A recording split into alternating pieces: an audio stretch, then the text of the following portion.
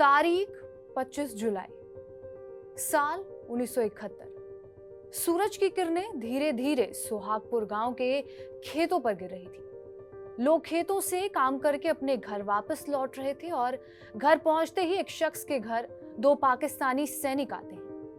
उन्होंने उससे पूछा, क्या तुम स्वतंत्रता सेनानी हो? शख्स जवाब देता था कि उससे पहले ही पाकिस्तानी सैनिकों ने उसे गोली मार दी। उसकी पत्नी ने यह मंजर अपनी आंखों से देखा। डर से कांपती वो अपने पति की लाश छोड़ पास के नकला गांव में भाग गई। 3 दिन बाद जब वो वापस लौटती है तो उसके पति की लाश जानवर खा रहे थे। उसने उसकी बची कुची अस्थियां दफना दी थी। लेकिन बात यहीं तक नहीं रुकी।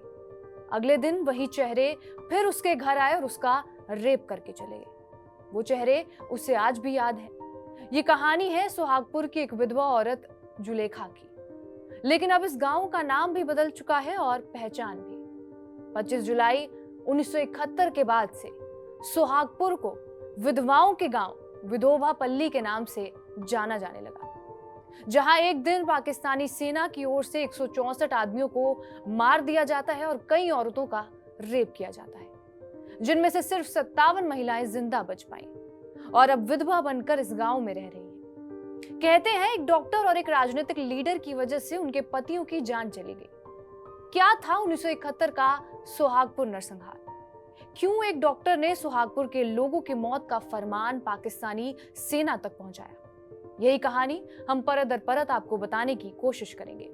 नमस्कार, मेरा नाम है रिया शर्मा और आप देख रहे हैं टीवी 9 डिजिटल। साल 1971 का था और उस समय बांग्लादेश को आजाद कराने की लड़ाई चल रही थी। उस समय पूर्वी पाकिस्तान जो बांग्लादेश है, वहां का शेरपुर जिला भारत के मेघालय की पहाड़ियों के साथ सटा हुआ था।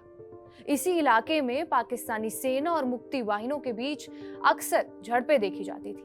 मुक्ति वाहिनी को बांग्लादेश सेना के रूप में भी जाना जाता है और इसी शेरपुर जिले से 36 किलोमीटर दूर एक गांव था। नाम था सुहागपुर। यह गांव भारत के मेघालय से सटा हुआ था। हमने शुरुआत में एक डॉक्टर के बारे में बात की थी। अब उस डॉक्टर को भी इस कहानी में लाते हैं। दरअसल उस समय बहुत सारे लोग बॉर्डर के रास्ते से होते हुए भारत जा रहे थे और जो एक शख्स जो इन रेफ्यूजीज को बॉर्डर पार करवा रहा था वो था डॉक्टर कादिर। लोग इसी गांव सुहागपुर के रास्ते से होते हुए भारत जाते थे। जैसे ही लोग बॉर्डर पार करते थे, डॉक्टर कादिर उनकी जमीनें हड़प लेता था और इस तरह ही उसने अपनी अच्छी खासी संपत्ति बना ली थी। लेकिन एक दिन जिस झोपड़ी में उसने अपना सारा सामान रखा था उसे तोड़ दिया गया। जब उसकी सारी संपत्ति लुट गई तो गुस्साया डॉक्टर पाकिस्तानी सेना के पास चला गया और उसने बताया कि कैसे लोग सुहागपुर के रास्ते से होते हुए बॉर्डर क्रॉस कर रहे हैं। फिर सुहागपुर में मुक्ति वाहिनियों के शिविर के बारे में जब उसने ये जानकारी पाकिस्तानी सेना को दी तो पाकिस्तानी सेना सुहागपुर की ओर बढ़ गई। लेकिन इस नरसंहार को अंजाम देने वाले सिर्फ डॉक्टर नहीं थे, इसमें मोहम्मद कमरुजमा भी शामिल थे, जो एक बांग्लादेशी राजनेता और पत्रकार थे, जो बांग्लादेश जमात इस्लामी का हिस्सा भी थे। 1971 के बांग्लादेश मुक्ति संग्राम के दौरान युद्ध अपराधियों के लिए उन्हें दोषी ठहराया गया, जिसकी वजह से उसे 2013 में फांसी की सजा भी सुनाई गई। खैर, वापस सुहागपुर पर आते हैं। 25 जुलाई की सुबह 7 बजे 150 पाकिस्तानी सैनिकों की टुकड़ी सुहागपुर गांव में घुसती है।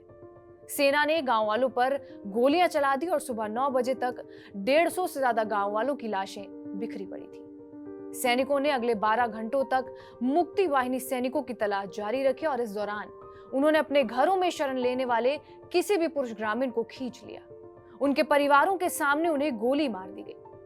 गांव के 2 लोगों ने पाकिस्तानी सेना का विरोध किया तो उन्हें भी गोली मारकर मार दिया गया।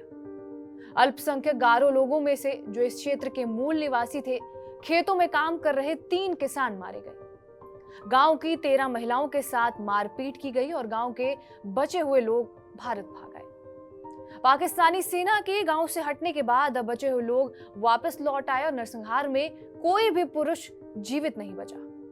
रजाकारों और अलबद्र बलों ने तब नरसंहार में मारे गए लोगों को काफिर घोषित कर दिया और उनके शवों को दफनाने तक से रोक दिया। उनकी कई लाशें जंगली जानवरों ने खा ली। वो गांव विधवाओं के गांव में तब्दील हो गया। उन विधवाओं के आंसू आज भी सूख गए हों, लेकिन उन 164 आदमियों की लाशों पर बने शहीद स्मारक आज भी उन्हें वो याद दिलाते हैं। लेकिन जब बांग्लादेश आजाद हुआ तब इस गांव की तस्वीर बदल गई। इस गांव का नाम बदलकर विधाबापल्ली रख दिया गया, यानी कि विधवाओं का गांव।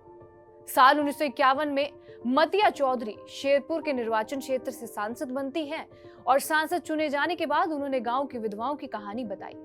5 साल बाद अवामी लीग के नेतृत्व वाली सरकार ने गांव की विधवाओं को अलग अलग तरीकों से मदद करना शुरू किया।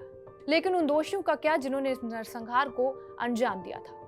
साल 2014 में अंतर्राष्ट्रीय अपराध न्यायाधिकरण ने उनके खिलाफ हुए अपराधों पर सुनवाई की और उनके खिलाफ अपराधों के अपराधियों में से एक को मौत की सजा भी सुनाई।